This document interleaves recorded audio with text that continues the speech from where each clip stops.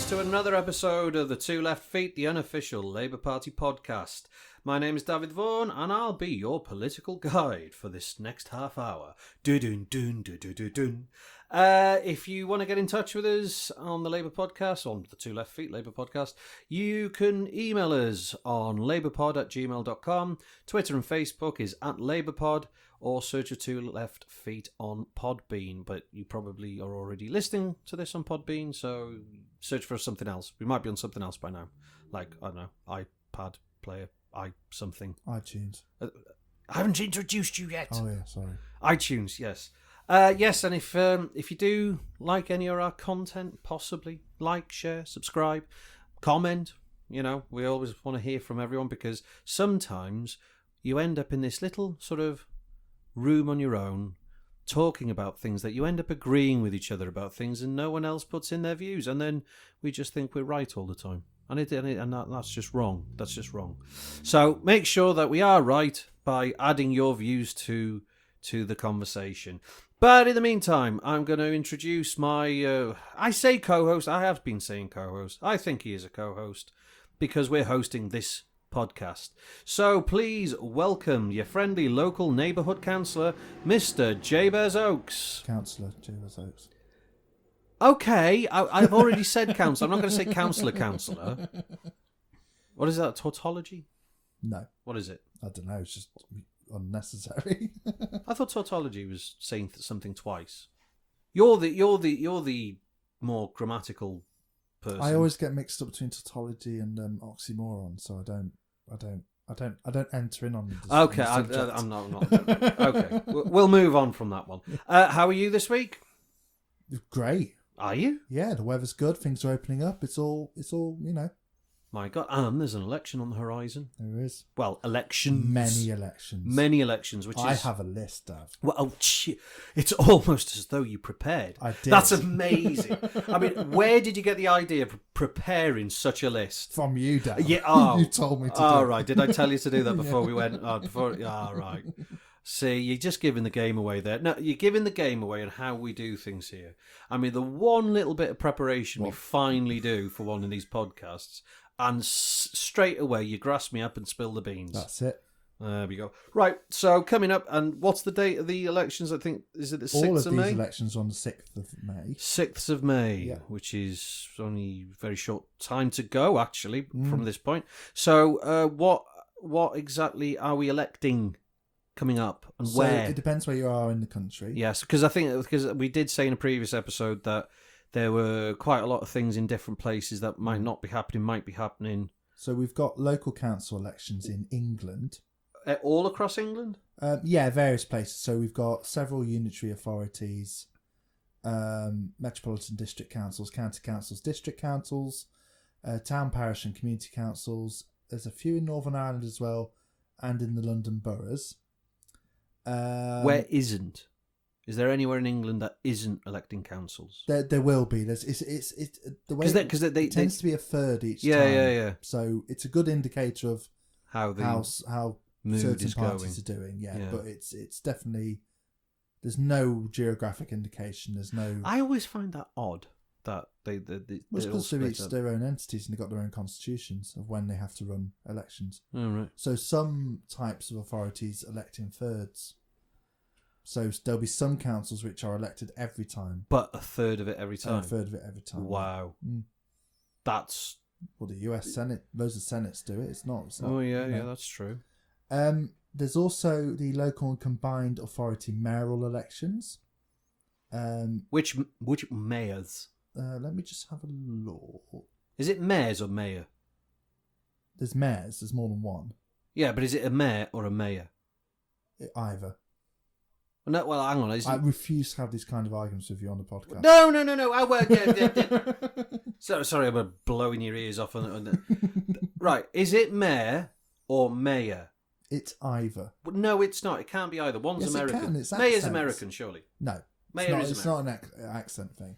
Tomato. Mayor is American. Mayor Quimby. Yeah, but that's northeast. That's New England, so they might say it like that. Whereas in other places, they might say mayor. They spell it different, don't they? No, they spell it the same. Does it? Yeah. With a Y? Yeah. All right. Mayor. So Cambridgeshire and Peterborough Combined Authority. Hang on. We've got a big map in the office. Cambridgeshire and Peterborough. And Peterborough together? They're a combined authority now, yeah. Oh, right, okay. I'm looking at my map, I see it. So Greater Manchester. Where hopefully our Andy Burnham will do well again. I think Andy Burnham will. I think it's great. Yeah. Liverpool City Region. Which is different to the Merseyside City Region. Yes. So it's not Steve Rotherham. No. It's the the problem one. Oh no, is it? No, it's not. It's the council.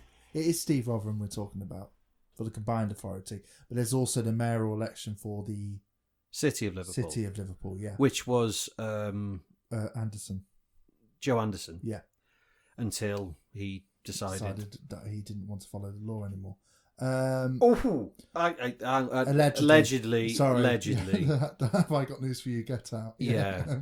I mean, he may have had his own ideas on planning law. That's it. Yeah, that's a better way of putting it. Yeah.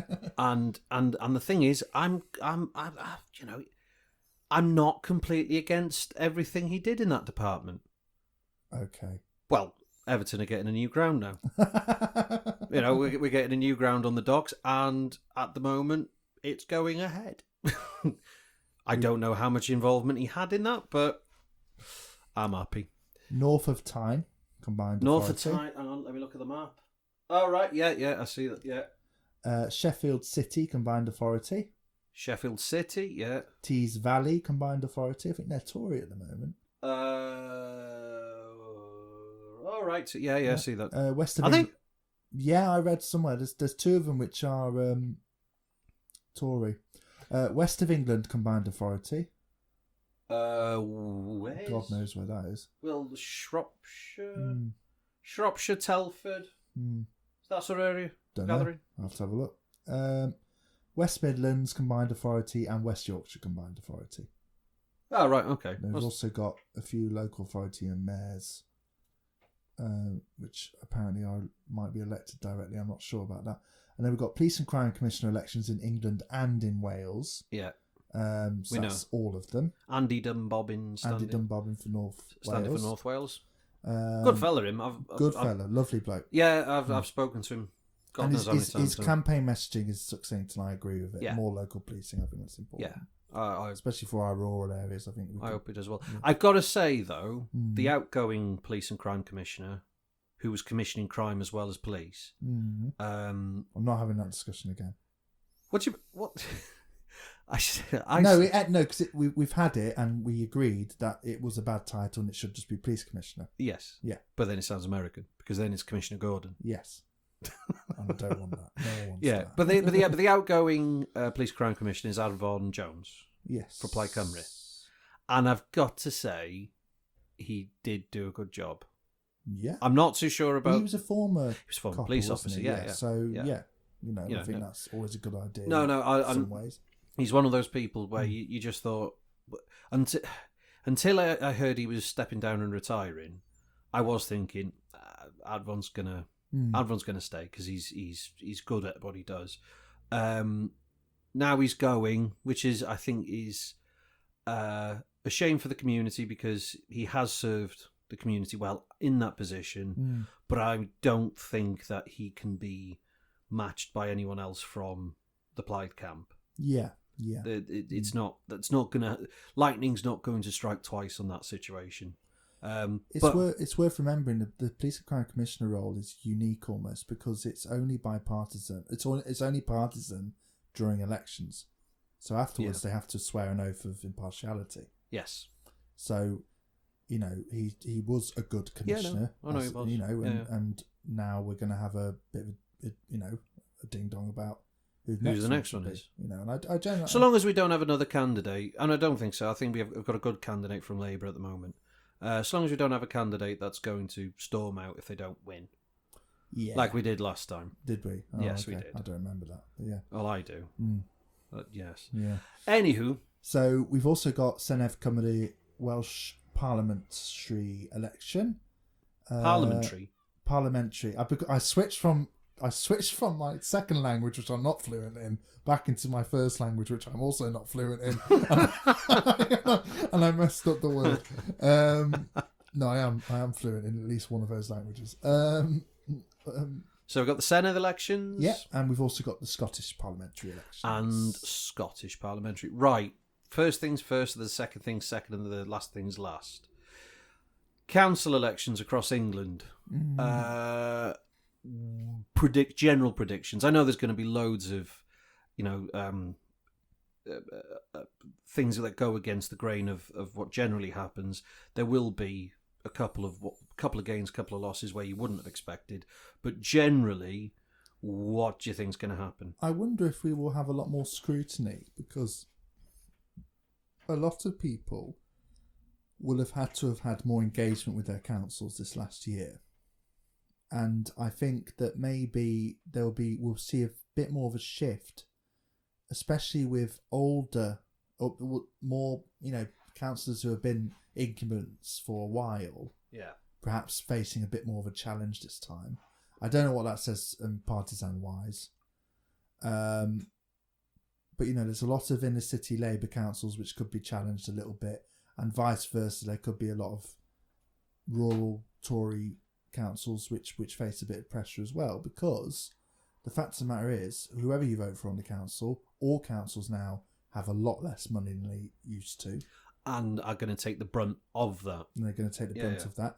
And also they are going to be forced, or they're going to have to consider raising council tax over the next couple of years. I've already heard from some councils. I don't think when we were in Denbighshire, but we've not heard much here yet, but they're all going up. Yeah. Quite a lot. Yeah, and that's significant for a lot of people. Yeah. It's a huge expense each month for a lot of people.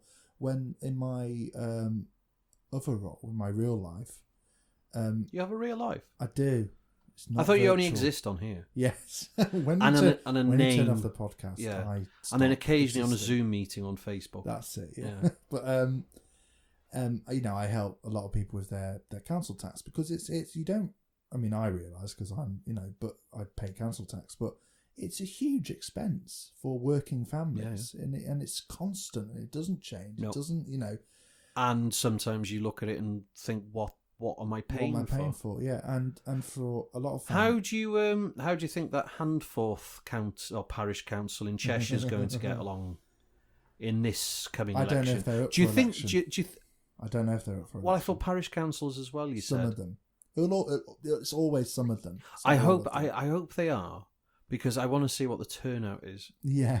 I mean, how close to 100% turnout can you get? Well, one thing I would say to everyone is always go and watch your local council, because if you think that, because you're a town councillor. I am a town councillor, and I haven't been elected. I was co-opted, which is important, because I think they should ban co-options, but that's by the by.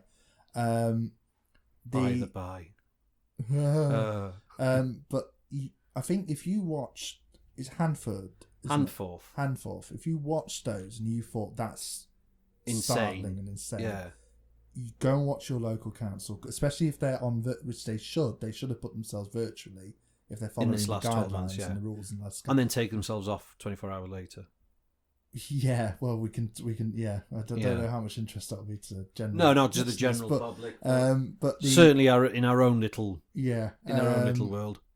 But we won't get into it. But you could argue that is what happened. What was happening when you attended the public meeting. But the point is that if you think that's strange, it's not. It's perfectly. That's what happens across the country. People shouting in weird ways people about who think they have a lot of power. Yeah. Doing some quite powerful things in a local context, and when they're held to account, they really struggle with that. Yes. And it's so important, because if you watch, simply by watching it, you are holding them to account, because you will talk about it with other members. And the conversation happens, and then the information starts going out. And the problem is as well, and we've seen it in our local area, where you get people hiding information because. Embarrassment. I don't think it's complete corruption. I think it's more, should I be doing this as a town councillor? And people are very interested in what you do with their council tax money, as they should be. And then I know I've heard a couple of comments that, but town councils and parish councils shouldn't be political. Well, everything's political. Yeah, everything's political. Soon as you put public money into someone's hand and say, go spend that, it's political. Yeah. You want to know, and the biggest thing is, for anyone who says that these parish councils and town councils and community councils aren't political, well, yeah, wait until you take their public money away and then see what they say. And then find out what, as soon as you probe into what they're doing, find out if it's political then.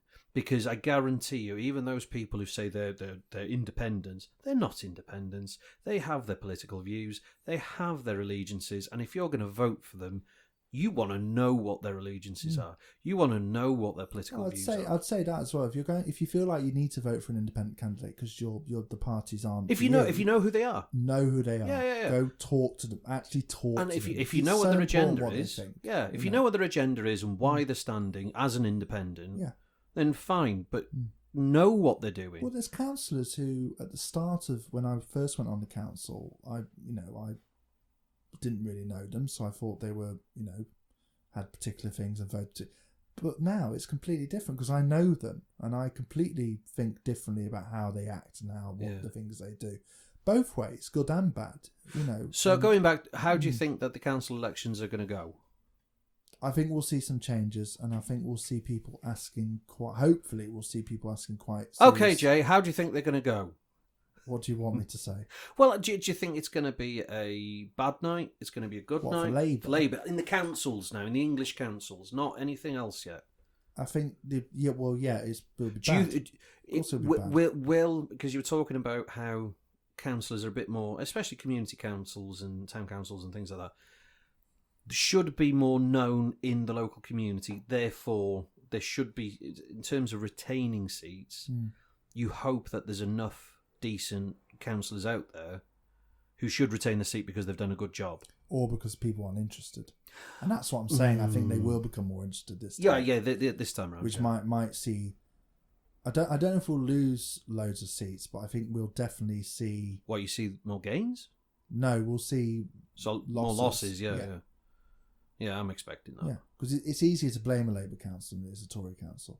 Because they do more stuff. Yeah, but then a lot of Tory councils are not Tory councils. They're Tory and mixture of independents. Which means, again, it's easier to blame Labour councils. Yeah. Because they always show their colours.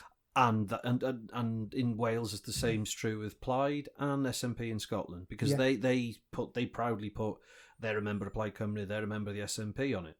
And but the Tory candidates don't. They just put a Tory candidate up, and then an independent will go up, but who's part of the local Conservative association. Well, that's on our. We have that in our council. Yeah, we have one Tory councillor who's, I was going to say they're one of the ones who my view changes all the time. The more I get to know them, in a positive sense, a lot of the time. There are obviously I fundamentally disagree because they're a different party, but they proudly fly their colours. But there's loads more on that council who are members of the Conservative Association. They don't fly their colours. No. And there's other Labour ones as well who don't fly their colours as widely as I would want them to. But Plaid, always there. We are Plaid Cymru. And I think we should all have that attitude. Because it's more honest. And the thing is, honest. And it's more honest, and I think it needs to be normalised, because in a lot of places where it's almost a dirty sort of idea. In America, they have. Oh, it's massive. Party that you nail your mast for school district elections. Yeah. For the smallest of things. Arguably gone too far the other way, but at least everyone knows what's going on. Yeah. And there's a structure and there's a sort of. What's your view? Yeah. Shorthand, isn't it? Right. So let's go north of the border, Scotland. Do you think the SNP are going to lose their control? Well, Alba have arrived. Yeah. I think that's a very clever move. I mean, not the exactly most productive move, but a clever move, certainly by Alex Salmon. Why?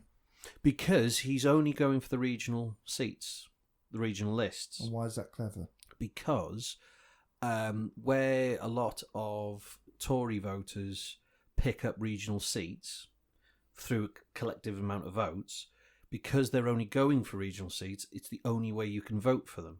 So you can, as a Scottish voter, vote for your SNP locally, but vote for Alba regionally. Why wouldn't you vote for SNP regionally? Because if you vote for SNP regionally, chances are the combined votes for, say, a Tory or even a Labour candidate could knock an SNP candidate, because you get 4 for a region, don't you? Yeah. That you won't get all 4.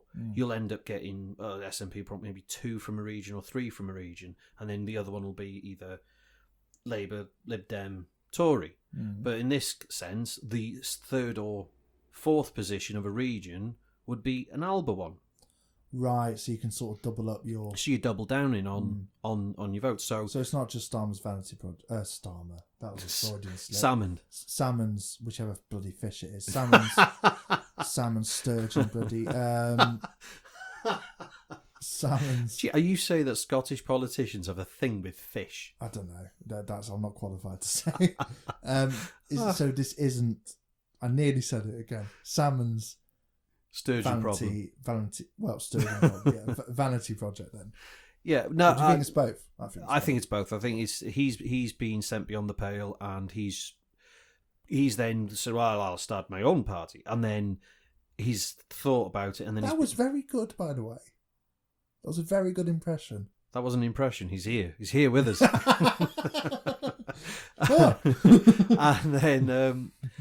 And then where was it? Yeah, and then he's actually thought about it and gone, actually, if we stick to the regionals rather than fighting the SNP in each constituency, they will get seats. They won't get many, but they'll get enough. Yeah, they'll get enough to get a voice. Well, to SNP, I noticed members of Parliament, UK Parliament, defected to Alba. Have they? I think so. I've not seen that. I saw 2 Alba seats, I'm pretty sure. Oh. So interesting. I'll double check that. But the what's interesting about it is hopefully that means we're starting to see, because always the big worry with Scotland going independent is that will turn to a sort of de facto one-party state. Yeah, well, this is what hopefully I think I mentioned it to you before. With these 2 independence parties now work side by side. They're going to work together to get the independence vote. They'll be campaigning together, which means they're completely outnumbering, pro union parties, and even Labour parties sort of in Scotland and in Wales. There's a split happening where there are party members within Labour across those 2 countries going, maybe independence might be an idea. So is it safe to say Scotland's going to be gone in the next sort of 8 years or so? Do you think? I think it's a serious thing that needs to be spoken about. Yeah, but rather than brushed under the carpet. But unlike the last time this came about, this time there's good reasons. There's more good reasons for Scotland to say, bye-bye, we're going. I'm probably going to say we're going to go join a bigger union. They're probably saying we're not going to leave complete independence. They're going to go, we're going to have independence as a country to be part of a bigger union. That's going to be the argument. You mean the European Union? The European Union. Yeah. And they're going to have, that's going to... It's stronger now, that side of things, isn't it? Yeah. But to the point where Scotland would be daft staying in this union. To pass up that union. Well, this was one of the main thrusts of the unionist argument last time, was that they basically said, well, you have to join the European Union again. There's no chance of that. So vote with us and you stay in the European Union. Yeah. Then that didn't happen. Yes. So I think it's a huge part of it, isn't it? Yeah. Because that's one thing we forget, is that Scotland had that argument before the Brexit referendum. Yes, yeah. They'd already done that because they'd already been been told, stay in the Union and then we'll all stay in the European Union, which is when it came to the vote for Brexit, is why Scotland went, all right, we're staying in. They'd had years and years of arguments about in or out, and they'd already decided in. Yeah. They decided in again, and now they're going, it was a lie. Westminster have lied to us. And now they're going, right, we'll just bypass you now. and I could see him leapfrogging and going out, in. Yes. Yeah. It's interesting seeing it like that rather than just saying they're going to go out. Yeah. They're not going out to wilderness. They're not going out to. They're going out to then join. Well, that's how unionists portray it. They portray it as, you're casting yourself adrift. Yeah, but they're which not. Unionists? Yeah. Which I think Labour are. Oh, Labour are. Yeah, well, Labour Central are. And then there's a lot of candidates at the moment in Wales that don't seem to think that it's possible in Wales. But if anything, the knock-on will be Scotland go. Scotland go into the European Union. Wales will go, let's do the same. I'm having more conversations with English people who live here in Wales who are saying, well, why can't Wales become independent? Yeah. And just asking the questions damaging to the cause of unionism. I don't particularly fall.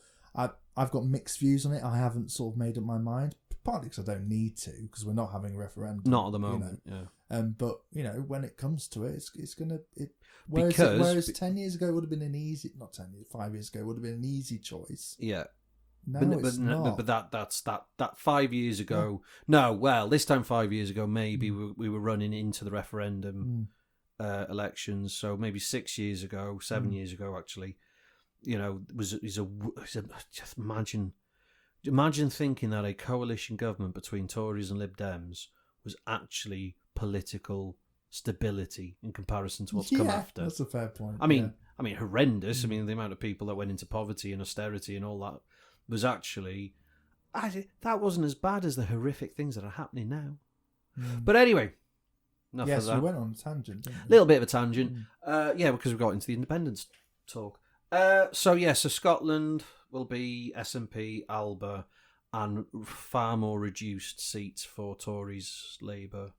If it does become an argument about whether to have an indie ref, there's other big questions. I think they can maintain the same number of voters and still gain more seats. But there are big questions about. Again, it goes back to the pandemic. There have been serious questions about government's competencies, and that includes the Scottish Nationalist Party. So I think we will see a few seats change. Maybe. Maybe. The main event will be Alba. It will be. I think they will strengthen their position again. Yeah. Because I think even with the incompetencies, minor or major, or however you see them, I think the bigger argument will prevail for Scotland. Indie ref. And I don't think people south of the border who are in more sort of central politics understand that. Yeah. Because they can slate the SNP as much as they want. They can smear them in the papers as much as they want. Which they're doing. But the thing is, the whole basis is more of a feeling. It's an emotive thing where they're going, do you know what?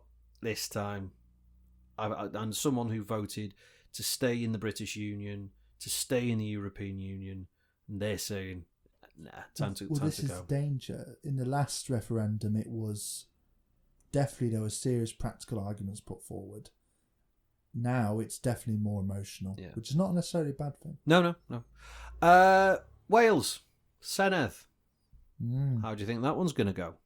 Again, it's going to face the same problem where our government has a huge amount of power. It's wielded that power for good and for ill. Yeah. And because I've said in a previous episode that up until October last year, during the pandemic handling, Welsh Labour were doing brilliantly to the point where Plaid Cymru just couldn't argue.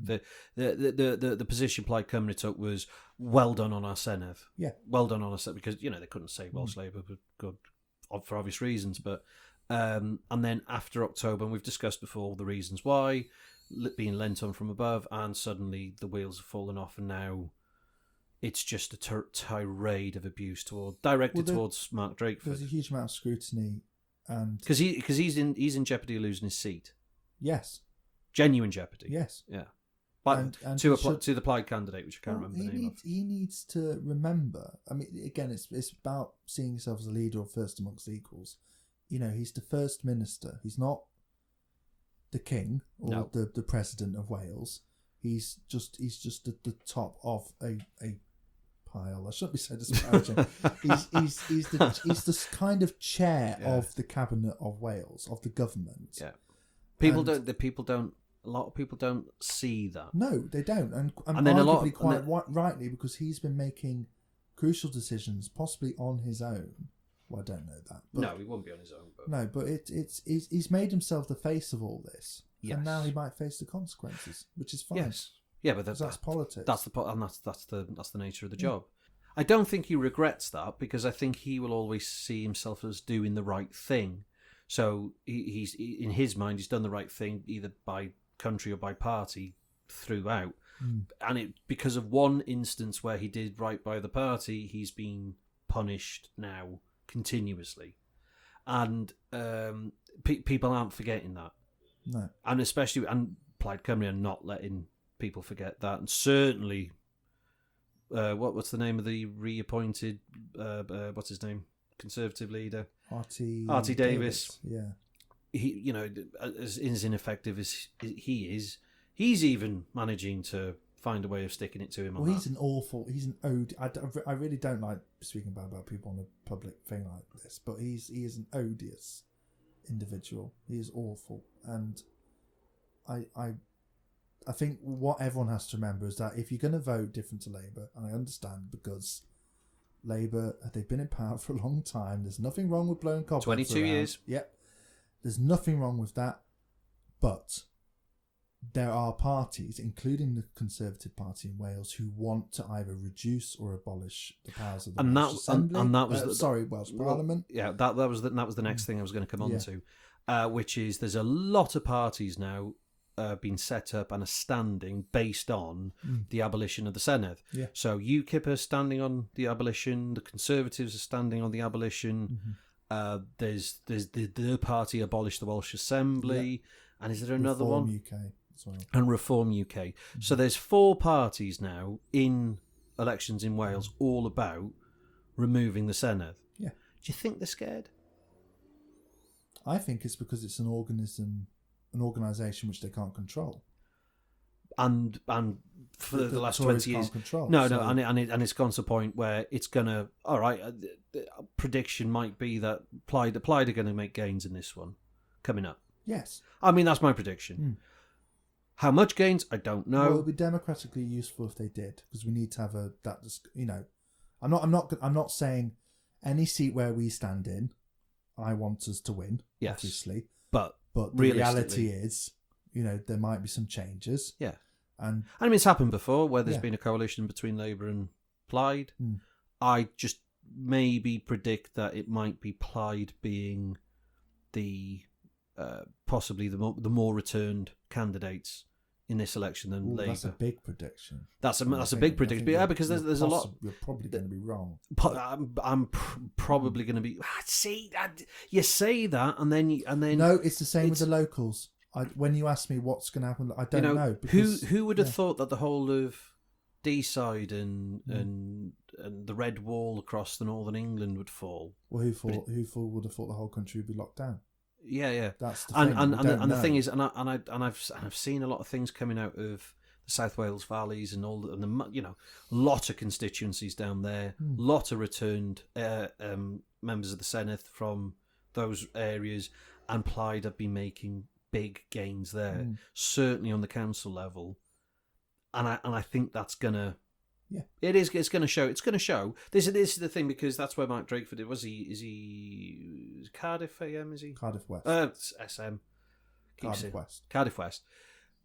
Plaid are making big gains in those areas, and it's those constituencies that's always held Labour in government in Cardiff. Yeah, that's why Plaid have targeted them. Successfully. We'll see. We'll see. I mean, it must be remembered they always make predictions about the leader's seat. If yes, you might use it. The media get very excited about it. because it's a good news story. And it never works out the way. It happened with Boris Johnson in 2019. Sometimes he destroyed the opposition. Sometimes you do get the shock ones. Sometimes you get, young up-and-comers who... Well, I'm not saying that Mark Drakeford's a young up-and-comer, but that you get these ones that you think, well, they're never going to lose their seat, surely not, they're in a safe seat, and then you get the Michael Portillo situation. Yes.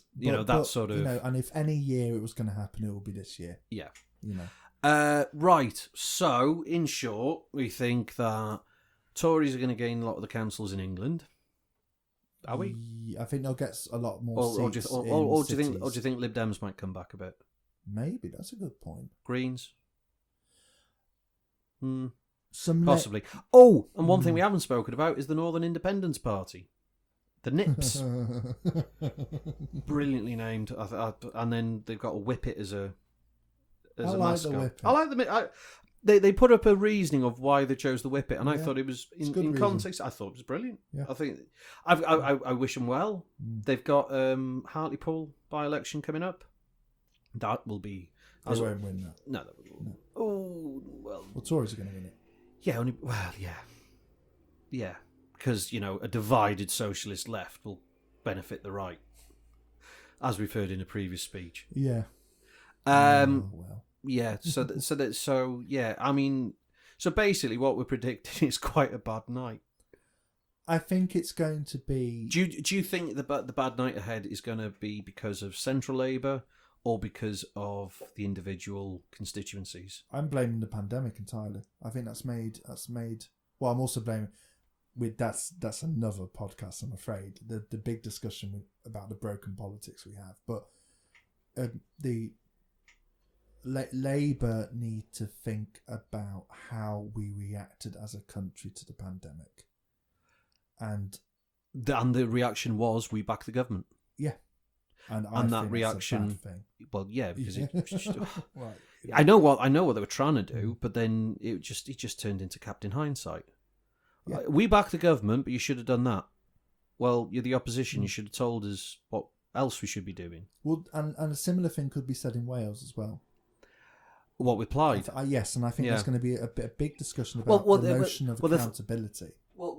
The thing was, for most of the part of the pandemic, certainly half the year, Plaid couldn't argue with anything that was being said because they agreed with the Labour government. And I think that's a problem. I think that's a problem of our politics. The fact that people can't reasonably disagree or put forward... No. I don't think they disagreed because they felt that they needed to agree with the Welsh government. Yeah. I think they agreed because they genuinely agreed. I don't think they had an alternative view because I think Plaid would have done exactly the same thing. Yeah. That's my... Whereas in Westminster, it was you're doing things slightly, eat out to help out. Yeah. What the hell? Well, kill people, probably. Well, only if salmonella or something like that. But no, because of the rise in COVID levels. Right. Yeah. Okay. Yeah, I get what you mean now. Yeah. But in that situation, it's like you're meant to be the opposition. You're meant to hold the government to account. You're meant to say. So and when he was making these points, they were always hindsight points. They were always, well, you should have done that. You should have done that. Not you should be doing this.